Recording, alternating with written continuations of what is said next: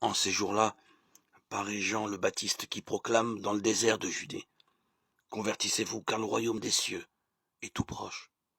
Jean est celui que désignait la parole transmise par le prophète Isaïe. À travers le désert, une voix crie: Préparez le chemin du Seigneur, aplanissez sa route. Jean portait un vêtement de poil de chameau et une ceinture de cuir autour des reins. Il se nourrissait de sauterelles et de miel sauvage. Alors Jérusalem, toute la Judée et toute la région du Jourdain venaient à lui. Et ils se faisaient baptiser par lui dans le Jourdain en reconnaissant leurs péchés. Voyant des pharisiens et des sadducéens venir en grand nombre à ce baptême, il leur dit: Engeance de vipères, qui vous a appris à fuir la colère qui vient? Produisez donc un fruit qui exprime votre conversion. Et n'allez pas dire en vous-même: Nous avons Abraham pour père. Car je vous le dis,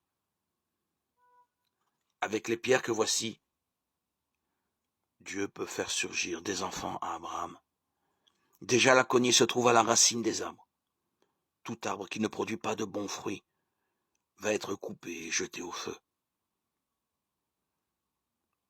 Moi, je vous baptise dans l'eau pour vous amener à la conversion. Mais celui qui vient derrière moi est plus fort que moi. Et je ne suis pas digne de lui retirer ses sandales. Lui vous baptisera dans l'Esprit Saint et dans le feu.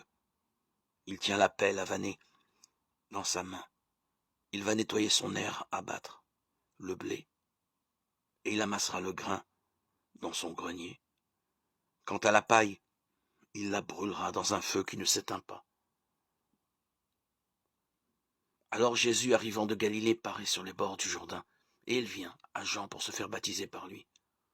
Jean voulait l'en empêcher et disait: C'est moi qui ai besoin de me faire baptiser par toi, et c'est toi qui viens à moi. Mais Jésus lui répondit: Pour le moment, laisse-moi faire. C'est de cette façon que nous devons accomplir parfaitement ce qui est juste. Alors Jean le laisse faire. Dès que Jésus fut baptisé, il sortit de l'eau. Voici que les cieux s'ouvrirent, et il vit l'Esprit de Dieu descendre comme une colombe et venir sur lui.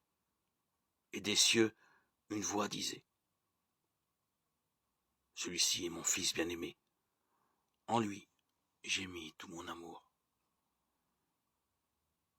Évangile de Jésus-Christ, selon saint Matthieu, chapitre 3.